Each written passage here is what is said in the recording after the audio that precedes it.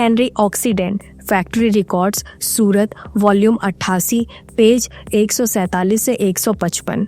भारत में British east India company के सम्मानीय अध्यक्ष गेराल्ड आंगियर और बॉम्बे के गवर्नर आदेशानुसार मुझे शिवाजी महाराज के निवास और दरबार रायरी के किले की यात्रा पर भेजा गया था। इस यात्रा का उद्देश्य महाराज और अंग्रेजी ईस्ट इंडिया कंपनी के बीच लंबे समय से चले आ रहे मतभेद को समाप्त कर एक ठोस शांति समझौता स्थापित करना था।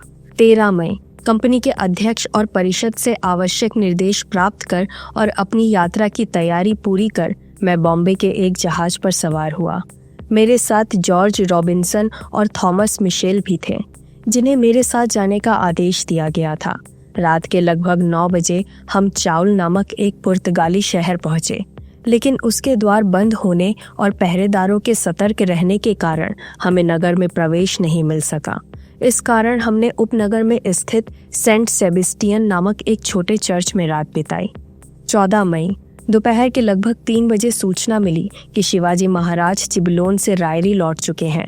ये सुनते ही हम वहां से रवाना हुए और अपर चाउल नामक नगर पहुंचे, जो महाराज के अधिकार क्षेत्र में था और पुर्तगाली शहर में मात्र 2 मील की दूरी पर स्थित था।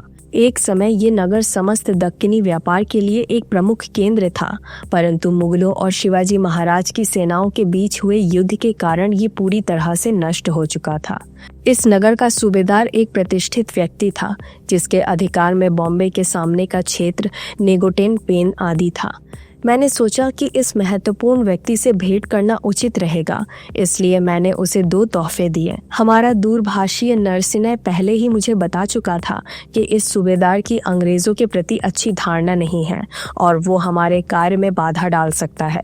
इसलिए मैंने अपनी ओर से पूरी कोशिश की कि उसे मित्रता की ओर मोड़ा जाए। सौभाग्य से उसने मेरा स्वागत किया और सहायता का वचन दिया। कुछ अनौपचारिक वार्ता के बाद हम अपने तंबू में लौट आए। 16 मई हमने नाव ली और चाउल नदी के किनारे स्थित अष्टमी नामक एक गांव की ओर प्रस्थान किया, जो चाउल से लगभग 6 कोस की दूरी पर था। वहां हमने अगले दिन तक विश्राम किया। 17 मई सुबह 6 बजे हमने अष्टमी से प्रस्थान किया और सूर्यास्त तक लगभग 6 मील दूर एक खुले मैदान में अपना तंबू गाढ़ा। 18 मई प्रातः 4 बजे वहां से रवाना हुए और सूर्योदय होते ही निस्बामपुर पहुंचे, जहां हमने अपने कुलियों को कुछ देर आराम करने दिया। वहां से प्रस्थान कर सुबह 9 बजे गंगावली नामक एक छोटे से गांव पहुंचे। ये गांव एक सुंदर नदी के किनारे बसा था। वहां से यदि दिन साफ हो तो रायरी के किले की एक झलक देखी जा सकती थी। 19 में हम रायरी की ओर आगे बढ़े और लगभग 9 बजे पाचड़ नामक एक गांव पहुंचे, जो रायरी किले की तलहटी में बसा था। वहां पहुंचकर हमें ये ज्ञात हुआ कि शिवाजी महाराज पहले ही वहां से प्रतापगढ़ के लिए प्रस्थान कर चुके हैं। वे वहां स्थित भवानी माता के पावन मंदिर में दर्शन करने और अपने राज्याभिषेक से पूर्व विशेष अनुष्ठान संपन्न करने गए थे।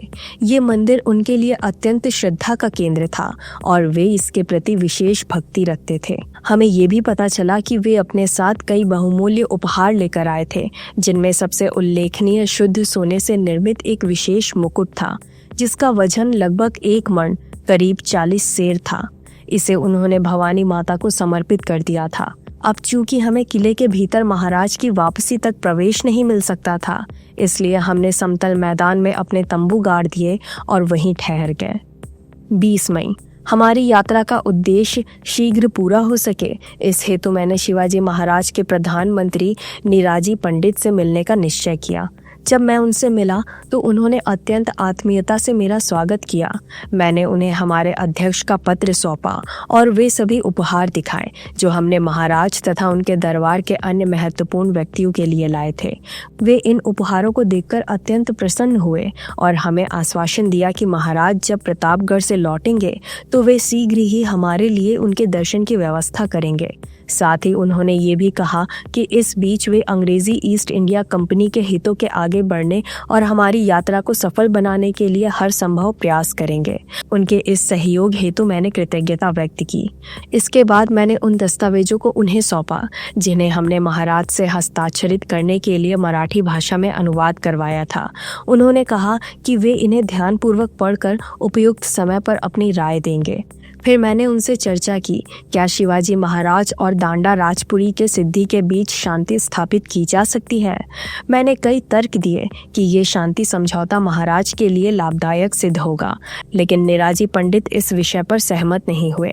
उनका मानना था कि सिद्धि के किले की घेराबंदी को समाप्त करना शिवाजी महाराज के हित में नहीं होगा, क्योंकि इस अभियान में उन्होंने अपार रक्त और धन का निवेश किया था।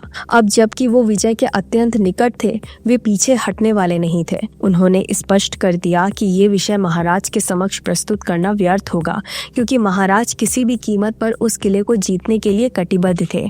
उनके आदेश पर वहां लगातार तोपखाना, सैन्य सामग्री, सैनिक और धन भेजा जा रहा था।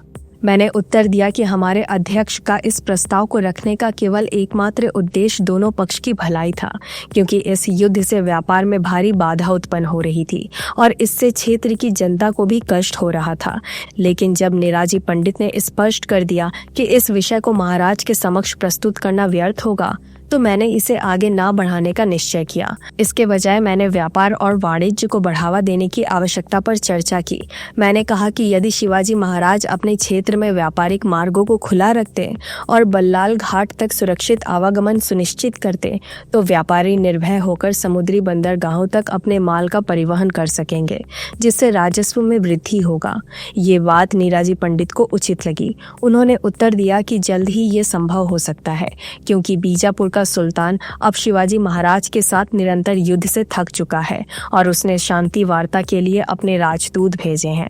निराजी पंडित को विश्वास था कि अगले 2-3 महीनों में शांति समझौता हो जाएगा, जिससे व्यापारिक मार्ग फिर से खुल सकेंगे और व्यापारी अपनी गतिविधियां पुनः आरंभ कर सकेंगे। उन्होंने ये भी कहा कि राज्याभिषेक के पश्चात शिवाजी महाराज अधिक संगठित तरीके से एक शासक की भूमिका निभाएंगे, अपने प्रजा के कल्याण पर ध्यान देंगे और अपने राजा में वाणिज्य तथा व्यापार को बढ़ावा देंगे। उन्होंने ये स्वीकार किया कि निरंतर युद्धों के कारण अभी तक इन विषयों पर महाराज अधिक ध्यान नहीं दे पाए थे। इस प्रकार हमारी ये पहली औपचारिक बातचीत पूर्ण हुई। निराजी पंडित एक बुद्धिमान और प्रभावशाली व्यक्ति प्रतीत होते हैं, जिनका महाराज के दरबार में महत्वपूर्ण स्थान है। वार्ता समाप्त होने पर मैंने उन्हें एक बहुमूल्य हीरे की अंगूठी भेंट की, जिसे देखकर वे प्रसन्न हुए। साथ ही उनके ज्येष्ठ पुत्र को भी मैंने 2 विशेष वस्त्र भेंट किए। मुझे पूर्ण विश्वास था कि यदि हमारे और शिवाजी महाराज के बीच कोई समझौता हुआ, तो ये परिवार हमें पूर्ण सहयोग देगा।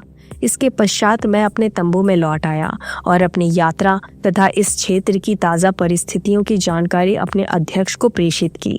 21 मई, आज का दिन भी उसी स्थान पर हमारे तंबू के नीचे व्यतीत हुआ, परंतु भीषण गर्मी और असुविधाजनक परिस्थितियों ने इसे कठिन बना दिया। दिन भर की असहनीय गर्मी के बाद संध्या समय हमें अत्यंत हर्ष का समाचार प्राप्त हुआ। शिवाजी महाराज प्रतापगढ़ से वापस लौट आए थे। ये सुनते ही मैंने निराजी पंडित से अनुरोध किया कि वे हमें रायरी किले में प्रवेश की अनुमति दिलवाएं। 22 मई, अगले ही दिन हमें आदेश प्राप्त हुआ कि हम रायरी के किले की ओर प्रस्थान कर सकते हैं। राजा ने हमारे लिए किले में एक निवास की व्यवस्था करवाई थी, अतः हमने पाचट को दोपहर 3 बजे छोड़ा और संध्या समय जब सूर्यास्त हो रहा था, तब उस दुर्गम पर्वत के शिखर पर पहुंचे। रायरी किला प्राकृतिक रूप से इस प्रकार सुरक्षित था कि इसे मानवीय निर्माण की अपेक्षा स्वयं प्रकृति ही अधिक दुर्गम बनाती थी। इसका मार्ग अत्यंत कठिन और दुर्गम था और केवल एक ही दिशा से इस तक पहुंचा जा सकता था। उस एकमात्र मार्ग की रक्षा 2 संकीर्ण दरवाजे करते थे, जो एक ऊंची और सुदृढ़ दीवार से सुरक्षित थे। इन पर बड़े बड़े प्राचीर बने हुए थे, जो इसे अभेद बनाते थे। इसके अतिरिक्त संपूर्ण पर्वत एक सीधी खड़ी चट्टान जैसा था, जिससे इनकी रक्षा को भेद पाना असंभव था, जब तक कि भीतर का कोई व्यक्ति विश्वासघात ना करे। इस पर्वत पर कई सुदृढ़ भवन बने हुए थे, जिनमें राजा का दरबार, मंत्रीगणों के आवास तथा कुल मिलाकर लगभग 300 भवन शामिल थे।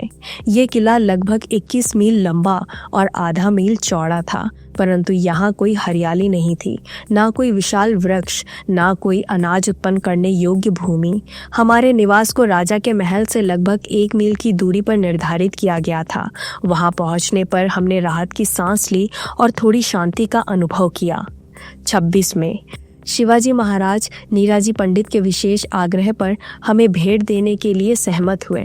यद्यपि वे इस समय अत्यंत व्यस्त थे, राज्याभिषेक, विवाह तथा अन्य महत्वपूर्ण राजकीय कार्यों में लिप्त थे, फिर भी उन्होंने हमें मिलने का समय दिया। जब हम उनके समक्ष उपस्थित हुए तो मैंने उनके लिए तथा उनके पुत्र संभाजी महाराज के लिए वे उपहार प्रस्तुत किए जिन्हें हमारे अध्यक्ष और परिषद ने उनके लिए भेजा था। उन्होंने इन भेंट को अत्यंत प्रसन्नता से स्वीकार किया। इसके पश्चात राजा ने हमें ये आश्वासन दिया कि अब हम उनके संपूर्ण राज्य में निर्भय होकर व्यापार कर सकते हैं। हमें किसी भी प्रकार की हानि या बाधा की चिंता करने की आवश्यकता नहीं थी, क्योंकि अब शांति स्थापित हो चुकी थी। मैंने उत्तर दिया कि यही हमारा उद्देश्य था और इसी कारण हमारे अध्यक्ष ने मुझे उनके दरबार में भेजा था, ताकि वे कुछ व्यापारी अनुबंधों पर हस्ताक्षर करें और हमें विशेष व्यापारिक अधिकार प्रदान करें। ये वे ही अधिकार थे जिनका हमें हिंदुस्तान, फारस आदि में व्यापार करते समय लाभ प्राप्त था। इस पर राजा ने कहा कि ये उचित बात है, परंतु अनुबंध की शर्तों को पहले उनके प्रधानमंत्री मोरो पंडित, जो उनके पेशवा और प्रमुख सलाहकार थे, द्वारा जांचना आवश्यक होगा। उन्होंने हमें निर्देश दिया कि हम मोरो पंडित से चर्चा करें, जो अनुबंधों का परीक्षण करने के बाद उन्हें इसकी जानकारी देंगे। इसके बाद शिवाजी महाराज और उनके पुत्र संभाजी महाराज ने हमें विदा दी और अपने निजी कक्षों में लौट गए। वहां वे ब्राह्मणों और अन्य सलाहकारों के साथ महत्वपूर्ण अनुष्ठानों और धार्मिक विधियों में व्यस्त थे। अब वे राज्याभिषेक संपन्न होने तक किसी अन्य विषय पर विचार नहीं करने वाले थे। हम भी अपने निवास स्थान लौट आए। वहां पहुंचकर मैंने अपने अध्यक्ष को अपनी अब तक की गतिविधियों और यहाँ की परिस्थितियों का संपूर्ण विवरण भेज दिया। 28 में आज मैं नीराजी पंडित के पास गया और उनसे सलाह ली कि शेष मंत्रियों को भेंट कैसे प्रस्तुत की जाए। उन्होंने मुझे बताया कि मैं स्वयं मोरो पंडित के पास जा सकता हूँ, लेकिन अन्य मंत्रियों के लिए निर्धारित उपहार उन्हें मेरे दूत नरसिंह के माध्यम से भेजना अधिक उचित होगा। इसके अलावा उन्होंने ये भी स्पष्ट किया कि यदि मैं अपने कार्य को शीघ्र और बिना किसी अड़चन के संपन्न करना चाहता हूँ तो कुछ अतिरिक्त अधिकारियों को भी उपहार देने होंगे, जिनका नाम हमारी मूल उपहार सूची में नहीं था। उन्होंने कहा कि ये एक आवश्यक खर्च होगा, क्योंकि यदि हम वर्षा ऋतु में रायरी किले में ही रुके रह गए तो ईस्ट इंडिया कंपनी का खर्च उन अतिरिक्त उपहारों से कई अधिक हो जाएगा। इस तर्क को समझते हुए मैंने उनसे पूछा कि किन किन अधिकारियों को उपहार देना आवश्यक होगा। उन्होंने उत्तर दिया कि मोरो पंडित के लिए केवल 2 परमीन पर्याप्त नहीं होंगे, बल्कि हमें उन्हें 4 देने होंगे। इसके अलावा दत्ताजी पंडित, जो दरबार के प्रमुख खुफिया अधिकारी थे, उन्हें 125 रुपये मूल्य की अंगूठी दी जानी चाहिए। देबीर फारसी लेखक को 4 पामरीन, संजी नाइक, जो राजमुद्रा के रक्षक थे, उन्हें 4 पामरीन, आबाजी पंडित को भी 4 पामरीन।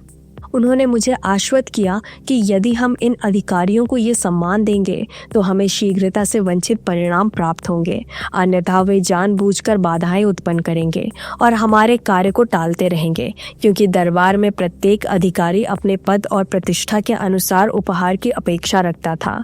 ये सुनकर हमें तुरंत आवश्यक उपहार एकत्र किए और नीराजी पंडित के साथ मोरो पंडित के पुत्र के पास गए। हमने उन्हें उनका उपहार सौंपा, जिसे उन्होंने अत्यंत प्रसन्नता से स्वीकार किया और वचन दिया कि वे शीघ्र ही राजा से अनुबंध की पुष्टि कराने और हमारे प्रस्थान की व्यवस्था करने के लिए प्रयास करेंगे। अन्य मंत्रियों के लिए नीराजी पंडित की सलाह के अनुसार मैंने अपने दूत नरसिंह और अपने एक विश्वस्त सेवक के माध्यम से उपहार भेजे। जैसा कि अपेक्षित था, उन सभी ने इसे अत्यंत प्रसन्नता से स्वीकार किया और हमें शीघ्र अनुमति दिलाने का आश्वासन दिया। 29 मई आज हिंदू परंपरा के अनुसार महाराज का तौल सोने में किया गया, जिसका वजन लगभग 16,000 पगोथास निकला। पगोथास मतलब सोने की मुद्रा, और साथ ही 1 लाख अतिरिक्त मुद्राएं उनके राज्याभिषेक के उपरांत ब्राह्मणों में वितरित की जाएंगी। ये ब्राह्मण दूर दूर के प्रांतों से बड़ी संख्या में यहाँ एकत्रित हो रहे थे। 30 मई आज मैंने अपने दुभाषीय नरसिंह को नीराजी पंडित के पास ये जानने के लिए भेजा कि हमारी शांति संधि से संबंधित अनुबंधों पर हस्ताक्षर की प्रक्रिया कहाँ तक पहुंची। उनके उत्तर से ये स्पष्ट हुआ कि महाराज फिलहाल किसी भी राजकीय कार्य में रुचि नहीं ले रहे थे। वे केवल अपने ब्राह्मणों के साथ राज्याभिषेक की तैयारी में व्यस्त थे, क्योंकि अब वो शुभ दिन निकट था। इसलिए हमें धैर्य रखना होगा। नीराजी पंडित ने बताया कि महाराज ने हमारी लगभग सभी शर्तों को स्वीकार कर लिया था, सिवाय 2 मुख्य बिंदुओं के। पहला, हमारी मुद्रा उनके राज्य में आधिकारिक रूप से मान्य होगी और उनकी मुद्रा बॉम्बे में मान्य होगी। दूसरा, उनके तट पर कोई भी ब्रिटिश या बॉम्बे का जहाज दुर्घटनाग्रस्त होता है तो वे उसे वापस लौटाएंगे। पहली शर्त पर उनका कहना था कि ये अनुबंध में डालना आवश्यक नहीं है, क्योंकि वे किसी भी प्रकार की मुद्रा के उपयोग पर रोक नहीं लगाते, लेकिन वे अपने प्रजा को हमारी मुद्रा स्वीकार करने के लिए बाध्य भी नहीं कर सकते, क्योंकि यदि उसे कम मूल्य का पाया गया तो लोग उसे लेने से इनकार कर देंगे। हालांकि यदि हमारी मुद्रा मुगल और अन्य शासकों की मुद्रा के समान शुद्ध और भार में तुलनीय होगी तो उनके प्रचलन पर कोई प्रतिबंध नहीं होगा।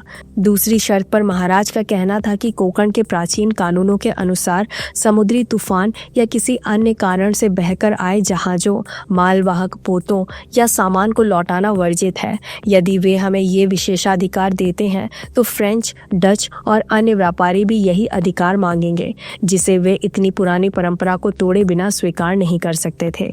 हालांकि नीराजी पंडित ने मुझे आश्वासन दिया कि वे महाराज को ये स्वीकार करने के लिए मना लेंगे कि यदि मुगल और बीजापुर के सुल्तान हमें ये विशेषाधिकार दे सकते हैं तो वे भी इसे स्वीकार कर सकते हैं, लेकिन मुद्रा के विषय में किसी प्रकार की आशा नहीं रखनी चाहिए। उन्होंने ये भी कहा कि राज्याभिषेक के तुरंत बाद वे अनुबंध पर हस्ताक्षर करवा देंगे और हमें शीघ्रता से विदा करेंगे। इस पूरी सूचना को मैंने बॉम्बे में अपने वरिष्ठ अधिकारियों तक भेज दिया ताकि हमारे खर्चे को कम किया जा सके।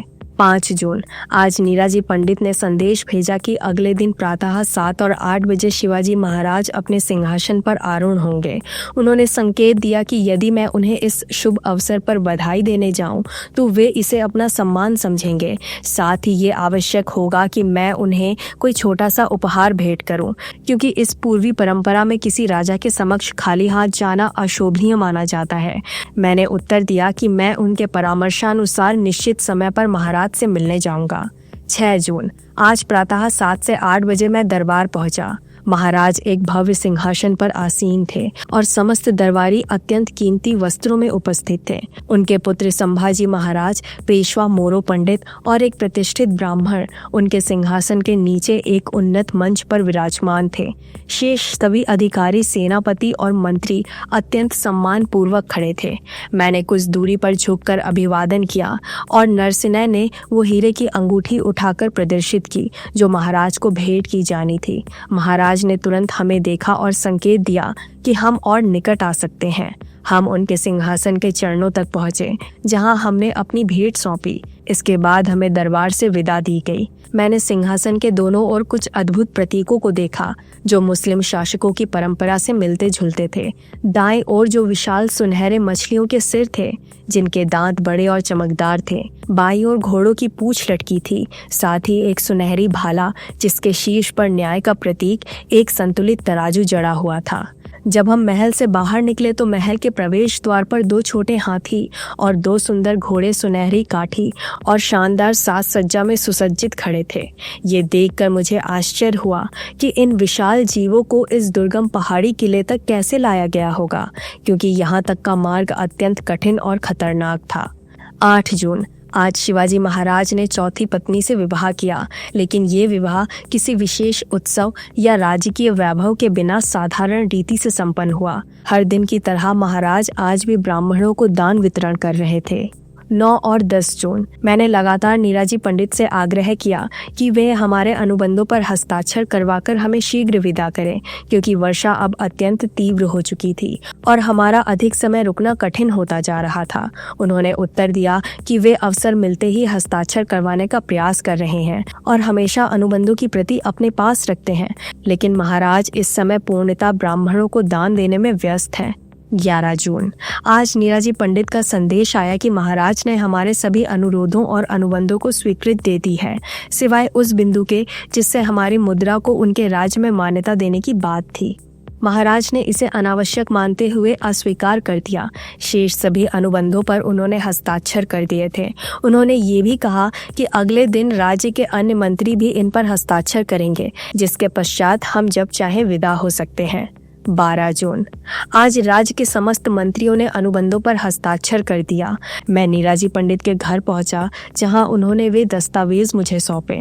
उन्होंने हमारे राष्ट्र के प्रति विशेष स्नेह व्यक्त किया और आश्वासन दिया कि भविष्य में भी वे महाराज के दरबार में हमारे हितों की रक्षा के लिए सदैव तत्पर रहेंगे। मैंने उनका आभार प्रकट किया और उनके एक चचेरे भाई को एक पामेरिन दिया, जिसने अनुबंधों की प्रतिलिपि तैयार करने और अन्य कार्यों में सहायता की थी। इसके बाद मैंने उनसे विदा ली। 13 जून। आज मैं रायगढ़ रायरी किले को छोड़ दिया और यात्रा प्रारंभ की। 16 जून। आज मैं बॉम्बे पहुंचा और वहां अपने उच्च अधिकारी को शिवाजी महाराज और उनके मंत्रियों द्वारा हस्ताक्षरित और प्रमाणित शांति संधि प्रस्तुत की। यदि इस संधि का पूरा निष्ठा से पालन किया जाए तो ये बॉम्बे द्वीप और उन सभी व्यापारिक प्रतिष्ठानों के लिए अत्यंत लाभदायक सिद्ध होगी जिन्हें हम शिवाजी महाराज के राज्य में स्थापित कर सकते हैं। हेनरी ऑक्सीडेंट, फैक्ट्री रिकॉर्ड्स, सूरत, वॉल्यूम 88, पेज 147 से 155। यहाँ तक ऑक्सीडेंट ने अपनी बात रखी है। ये नैरेटिव पढ़कर कंपनी के पदाधिकारियों ने भी दूसरे अफसरों को खत लिखकर ऑक्सीडेंट द्वारा किए गए कार्य के बारे में जानकारी बताई। वे बातें कुछ इस तरह हैं। हेनरी ऑक्सीडेंट शिवाजी महाराज के दरबार से लौट आए थे, जहां उनके साथ एक ठोस शांति संधि स्थापित हुई थी। उन्होंने आज अध्यक्ष और परिषद के समक्ष अपने वार्तालापों का एक विस्तृत विवरण प्रस्तुत किया, जिसे पढ़ने के बाद स्वीकृति दी गई और आदेश दिया गया कि इस विवरण को आधिकारिक रजिस्टर में दर्ज किया जाए और इसकी प्रतियां अगले जहाज से कंपनी को भेजी जाएं। ऑक्सीडेंट ने अपनी यात्रा का पूरा खर्चा भी प्रस्तुत किया, जिसे लेखाकार के पास जांच के लिए भेज दिया गया। आदेश दिया गया कि ये खर्च कंपनी की पुस्तकों में दर्ज किया जाए और संधि के तहत शिवाजी महाराज द्वारा भुगतान की जाने वाली राशि से इसकी भरपाई की जाए।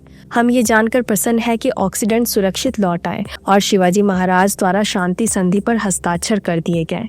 यदि इस संधि में कोई परिवर्तन हुआ है तो हम उसकी एक और प्रति प्राप्त करना चाहेंगे। हमारे क्षेत्र में हाल ही में शांति बनी हुई है। शिवाजी महाराज ने जून माह में स्वयं को राजा घोषित करते हुए एक भव्य समारोह में राजगद्दी ग्रहण की।